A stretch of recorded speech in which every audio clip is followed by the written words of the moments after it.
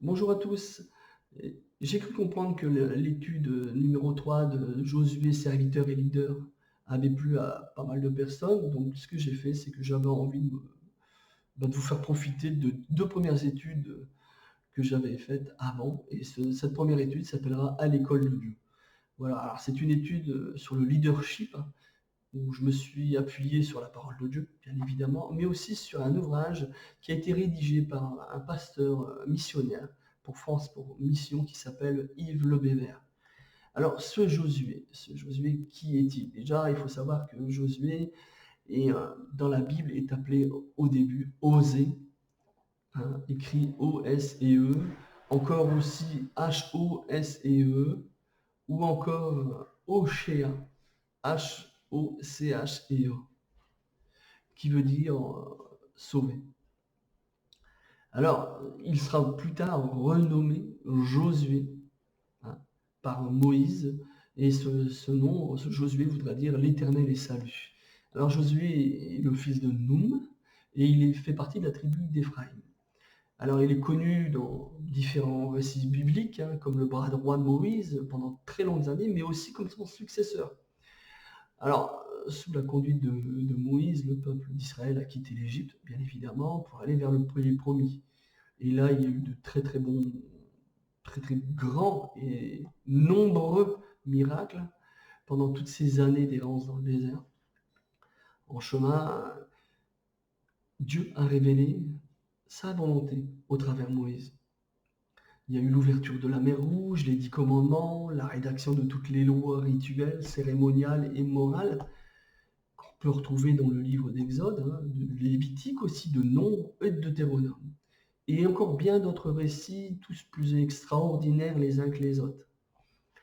Toute cette période également a permis à Dieu de traiter son alliance avec Israël pour qu'elle devienne son peuple élu. On voit ça dans Exode 24. Mais c'est pas pour autant qu'en chemin, le peuple a péché, s'est révolté contre Dieu à plusieurs et nombreuses fois. Et c'est pour cette raison qu'ils ont été amenés à errer pendant 40 ans dans le désert, jusqu'à temps que cette génération rebelle laisse la place à cette nouvelle génération. Et c'est seulement cette nouvelle génération qui va rentrer dans le pays promis. Mais j'aimerais vraiment arrêter ce développement sur l'histoire du peuple d'Israël, car ce que moi j'ai envie vraiment d'étudier, c'est le personnage de Josué. Hein, qui est Josué et comment il en est arrivé là? Je veux prendre le temps de comprendre sa vie et comment ce personnage qui est resté dans un certain anonymat avant la mort de Moïse, et pourtant quand on prend le temps de le lire, la parole de Dieu entre les lignes, tous les récits de l'Exode dans lesquels son nom n'est pas nommé, ben, on s'aperçoit qu'il est là quand même présent et à part entière. Il fallait, il fallait pour l'homme qui allait succéder Moïse qu'il ne soit pas une personne qui débarque comme ça de nulle part, mais qui allait apprise pendant toutes ces années à conduire le peuple. Et ce n'était pas un petit peuple, il fallait être reconnu, hein. Il fallait que cet homme soit formé à l'école de Dieu, afin de pouvoir, avec l'aide de l'Éternel, répondre avec sagesse à toute la complexité que d'être un leader. Et c'est là toute l'importance que je voudrais démontrer aujourd'hui, c'est qu'on ne peut pas être un leader sans avoir appris à être un serviteur. Ça va, ça va ensemble. Et au fur et à mesure des enseignements qu'on va étudier, le personnage de Josué, je voudrais vraiment qu'on passe dans ces différentes étapes pour comprendre comment Josué est passé du serviteur au leader, de celui qui suit à celui qui oriente, de celui qui écoute à celui qui dirige. Et là, j'ai envie de vous poser une question. Quelle est la première fois où on entend parler de Josué? Alors, souvent, on pense que c'est le verset qui relate de la bataille de Réphidim. Alors, on va lire Exode 17, versets 8 à 14. Les Amalécites vinrent combattre Israël à Réphidim. Alors Moïse dit à Josué, choisis-nous des hommes, sors et combats les Amalécites. Demain, je me tiendrai au sommet de la colline, le bâton de Dieu dans la main. Josué se conforma à ce que lui avait dit Moïse pour combattre les Amalécites. Quant à Moïse, Aaron et Hur, ils montèrent au chemin de la colline. Lorsque Moïse levait la main, Israël était le plus fort, et lorsqu'il baissait la main, Amalek était le plus fort. Comme les mains de Moïse devenaient lourdes de fatigue, ils prirent une pierre qu'ils placèrent sous lui, et il s'assit dessus. Aaron et Hur soutenaient ses mains, l'un d'un côté, l'autre de l'autre. Ainsi, elles restèrent fermes jusqu'au coucher du soleil. Et Josué fut victorieux d'Amalek et de son peuple au tranchant de l'épée. L'Éternel dit à Moïse, écris cela dans le livre pour qu'on s'en souvienne, et déclare à Moïse, à Josué, que j'effacerai le souvenir d'Amalek du dessus le ciel. Il y a quelque chose quand même d'étrange dans ces versets. Ce Josué qui débarque de nulle part et à qui on demande conseil pour le choix de soldats, mais en plus à qui on lui remet la direction de cette armée qui doit combattre cet ennemi si redoutable qui sont les Amalécites. Vous l'avez tous bien compris, cet inconnu que l'on voit débarquer, il n'est pas si inconnu que cela. Bien au contraire, parce que ce Josué qui côtoie le peuple, il y est reconnu depuis un bon moment. Et Moïse, lui donne toute sa confiance dans son choix, dans ses choix et ses stratégies de combat. Ah oui, Josué était déjà reconnu non pas comme une personne qui suit le groupe, mais comme une personne qui est en action pour le bien du groupe, pour le bien du peuple. Et cette reconnaissance et cette confiance, vous êtes d'accord avec moi, elle ne s'accorde pas en un seul jour. On est bien d'accord qu'il faut du temps pour faire confiance. Et voici le verset qui confirme ce que je pense et ce que je vous dis. Nombre, chapitre 11, versets 28 à 31. Josué, fils de Nun, assistant de Moïse depuis sa jeunesse, prit la parole et dit, Moïse, mon Seigneur, empêche-les. Moïse lui répondit, es-tu jaloux pour moi? Puisse tout le peuple de l'Éternel être composé de prophètes, et veuille l'Éternel mettre son esprit sur eux. Et Moïse se retira dans le camp, lui et les anciens d'Israël. L'Éternel fit souffler un vent qui de la mer amena des cailles et les rebattit sur le camp, jusqu'à environ une journée de chemin d'un côté et environ une journée de chemin de l'autre, autour du camp. Il y avait environ 2 coudées au-dessus de la surface de la terre. Si on connaît bien sa Bible, on est bien d'accord que l'épisode des cailles est bien avant celui de la bataille de Réphidim. Bien avant. La parole nous recommande de ne pas donner de responsabilité à une personne trop jeune dans la foi. Il faut qu'elle soit éprouvée par le temps. C'est la parole de Dieu qui le dit. On va lire 1 Timothée, chapitre 3, versets 6 à 7. Il ne faut pas qu'il soit un nouveau converti, de peur qu'enflé d'orgueil, il ne tombe sous le jugement du diable. Il faut aussi qu'il reçoive un bon témoignage de ceux du dehors, afin de ne pas tomber dans l'opprobre et dans les pièges du diable. Josué a partagé les épreuves précédentes avec Moïse et Aaron. Ça, c'est une certitude. Le départ d'Égypte, la traversée de la mer Rouge, la manne, l'écaille, l'eau qui jaillit du rocher, tout cela a demandé une certaine gestion, une certaine logistique pour gérer le peuple. Et Josué était forcément la partie pour ça. Et ça a été un grand encouragement de voir, pour le peuple, de voir Josué les précéder sur le champ de bataille, et tout en apercevant Moïse au-dessus d'eux sur la colline. Si on fait une étude de type, pour ceux qui sont un peu les plus affûtés dans la parole de Dieu, dans la lecture, Une étude de type, c'est simplement, cela signifie de faire la comparaison sur un modèle, bien qu'imparfait, entre des traits de caractère et des événements vécus. Et on s'aperçoit que Josué rappelle d'une manière mais frappante des faits vécus par Jésus. Josué est formé pendant 40 ans dans le désert. Jésus, lui, est mis à l'épreuve pendant 40 jours dans le désert pour être tenté. Josué était appelé à succéder à Moïse pour conduire le peuple dans le pays promis. Jésus, lui, conduit le peuple hors du désert spirituel pour l'amener dans un royaume promis. Josué prend la tête du peuple après 40 ans de désert. Jésus, lui, prend la tête de son peuple après 400 années de silence spirituel. Josué conduit le peuple à traverser le Jourdain. Jésus, lui, se fait baptiser dans ce même Jourdain. C'est pour cela qu'on dit souvent que Josué est un type de Jésus. Mais on peut aussi voir que Josué est un antitype. Un antitype, c'est-à-dire une contrefaçon de l'image qu'il transmet. C'est un peu comme un miroir. Quand on se regarde dans le miroir, logiquement, le côté droit de notre face devait être inversé, mais pourquoi il se retrouve à droite? Donc c'est une image un peu une contrefaçon. La ressemblance est frappante, mais inversée. Josué est une image imparfaite de la réalité de Jésus-Christ. Josué, lui, est reconnu et accepté par son peuple. Jésus, lui, a été rejeté et mis à mort.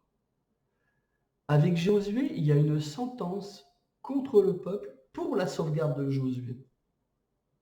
Par contre, pour Jésus, c'est une sentence du peuple pour la perte de Jésus. Voilà, c'est une petite parenthèse que je voulais faire pour expliquer ce que c'est un type et un antitype, pour ceux qui aiment étudier la parole de Dieu.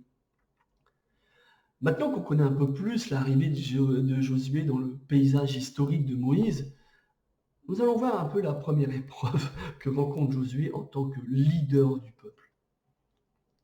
À la veille de prendre ses fonctions de leader du peuple de Dieu, Josué devait bien se poser des questions. Est-ce que le peuple va réellement accepter que je prenne la place de Moïse? Obéira-t-il à mes ordres comme il a obéi aux ordres de Moïse? Est-ce que les soldats et les différents chefs de l'armée qui constituent l'armée d'Israël vont me suivre dans ma vision, dans cette prise du pays? Ça, c'est des questions. Il est clair que Josué devait être très troublé et certainement pris par des doutes. Mais à la fin, il reste ferme dans les promesses que Dieu lui a faites. On va lire Josué chapitre 1, versets 2 à 3. Moïse, mon serviteur, est mort. Maintenant, lève-toi, traverse le Jourdain que voici, toi et tout ce peuple, en direction du pays que je donne aux Israélites. Tout lieu que foulera la plante de votre pied, je vous la donne, comme je l'ai dit à Moïse. Dieu prend le temps de former des hommes et des femmes à son service. Et des fois, cela peut durer très longtemps, très longtemps. Ça peut être très long. Moïse est resté 40 ans dans le désert avant d'être appelé par Dieu au travers du buisson ardent pour aller sauver le peuple d'Israël de Pharaon. Dieu ne brûle pas les étapes. Il sait quand il est temps de passer à autre chose. Il ouvre les portes qui étaient fermées tout ce temps, où tu n'étais pas assez aguerri pour remplir la tâche qui s'offre à toi maintenant. Mais maintenant, ce qui était fermé est ouvert. Moi, j'appelle ça les changements de saison. Et il faut y entrer en pleine confiance, car ce n'est pas vous qui avez préparé ces choses, mais c'est Dieu qui a tout mis en œuvre pour qu'enfin cela puisse arriver. Alors je vous rassure de suite, si la volonté de Dieu ne se fait pas au travers de vous parce que vous ne voulez pas y rentrer, elle se fera quand même au travers de quelqu'un d'autre, mais elle se fera quand même. Dieu accomplit toujours sa volonté. Et moi je vous encourage de tout mon cœur à rentrer dans la volonté de Dieu, quels que soient les bruits de guerre et de combat qui se font entendre autour de vous. Ça a été vrai pour Moïse, ça a été vrai pour Josué, mais c'est aussi vrai pour vous aujourd'hui. Et c'est pour cela que nous devons être d'autant plus zélés, car la volonté de Dieu ne se fait pas selon nos compétences, ni notre zèle spécial, mais elle s'accomplit parce qu'elle doit s'accomplir. Quel que soit l'outil qui est utilisé, l'œuvre sera faite. Il nous faut rentrer et s'approprier les promesses de Dieu, par sa foi, par la foi, par la foi. Josué devait trembler devant tout ce qu'il allait entreprendre, remplacer le grand Moïse. Mais il s'est oublié lui-même et a laissé les promesses de Dieu prendre toute la place dans son cœur et ses raisonnements d'homme faits de chair et de sang. Il a laissé la place de Dieu, les promesses de Dieu pour et dans son cœur. Alors on va lire Exode 33, verset 11. Lorsque Moïse était dans la tente, la colonne de nuée descendait et s'arrêtait à l'entrée de la tente. Et l'Éternel parlait avec Moïse. Tout le peuple voyait la colonne de nuée s'arrêter à l'entrée de la tente. Alors tout le peuple se levait et se prosternait chacun à l'entrée de sa tente. L'Éternel parlait avec Moïse face à face, comme un homme parlait à son ami. Puis Moïse retournait au camp, mais son jeune assistant, Josué, fils de Nun, ne bougeait pas de l'intérieur de la tente. Il connaissait Dieu et sa parole, et il la consultait chaque jour de sa vie. Il prenait le temps de prendre du temps avec Dieu. On va lire Josué chapitre 1, verset 8. Ce livre de la loi ne s'éloignera pas de ta bouche. Tu y méditeras jour et nuit pour observer et mettre en pratique tout ce qui est écrit. Car c'est alors que tu mèneras à bien tes entreprises. C'est alors que tu réussiras. Josué est un homme qui utilise son expérience personnelle, mais aussi celle des autres, qu'il a pu partager au travers de sa vie. Nous sommes tous ici reliés à notre expérience de vie, mais aussi celle des autres, celle qui nous entoure. Mais qu'en fait-on? Est-ce qu'on s'en sert réellement? Avons-nous assez d'humilité pour reconnaître que nous sommes dépendants des uns des autres? Rien ne peut se faire seul. Nous avons besoin des talents reçus de Dieu par les autres.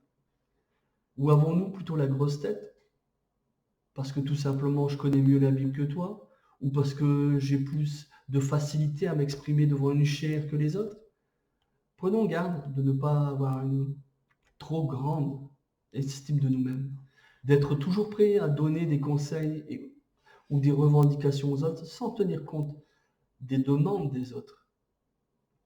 On va lire Corinthiens chapitre 10, versets 17 à 18.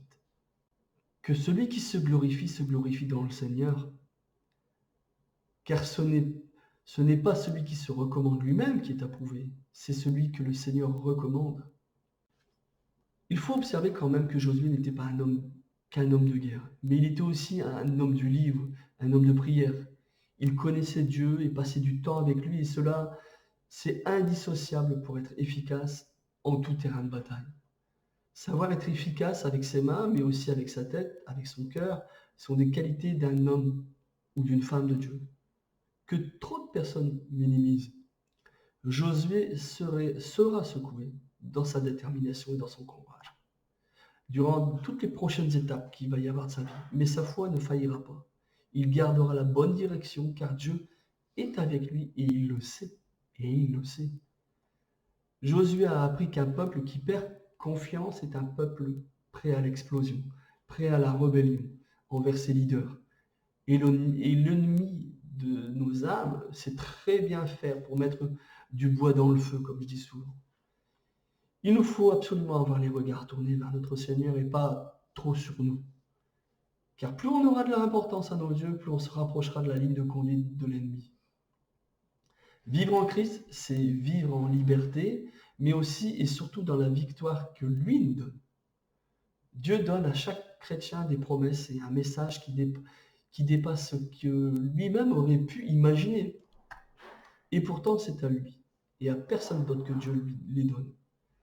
Le livre de la loi, pour nous, ce sont les premiers livres de la Bible vont générer quelque chose, la foi de Josué, lorsqu'il aura affaire aux difficultés, à l'incrédulité de ceux qu'il doit conduire et mener à la bataille. Mais grâce à cette parole, il ne confondra pas sa propre voix avec celle de Dieu. Notre foi, elle aussi, a besoin d'être entretenue, nourrie, fortifiée. Ça, c'est le rôle de la parole de Dieu. On va lire Romains chapitre 10, verset 17. Ainsi, la foi vient de ce qu'on entend, et ce qu'on entend vient de la parole de Christ. Sans la Bible, nous pouvons très bien prendre nos désirs pour la volonté de Dieu, ou douter et passer à côté des richesses que Dieu a pour nous. Chaque disciple de Jésus est chargé de missions qui sont largement au-dessus de ses possibilités et de ses espérances personnelles. Mais Moïse n'a pas été grand parce que c'était un homme exceptionnel. Il a été grand parce que Dieu était avec lui et qu'il passait du temps avec son Dieu. Et c'est la même réalité que Dieu a promis à Josué, mais aussi à nous, car Christ a tout accompli. Et c'est en lui que nous avons la victoire sur toute chose. Chaque disciple de Jésus reçoit exactement la même promesse que Dieu a fait à Josué et que Jésus a fait à ses disciples. On va relire Josué chapitre 1, verset 9. Ne t'ai-je pas donné cet ordre? Fortifie-toi et prends courage. Ne t'effraie pas et ne t'épouvante pas, car l'Éternel ton Dieu est avec toi partout où tu iras. On peut lire aussi Matthieu chapitre 28, verset 20. Et enseignez-leur à garder tout ce que je vous ai prescrit. Et voici, je suis avec vous tous les jours jusqu'à la fin du monde. On peut lire aussi Jacques chapitre 1, versets 2 à 5 et aussi versets 22 à 25. Mes frères, considérez comme un sujet de joie complète les diverses épreuves que vous pouvez rencontrer, sachant que la mise à l'épreuve de votre foi produit la patience. Mais il faut que la patience accomplisse une œuvre parfaite, afin que vous soyez parfaits et accomplis, et qu'il ne vous manque rien.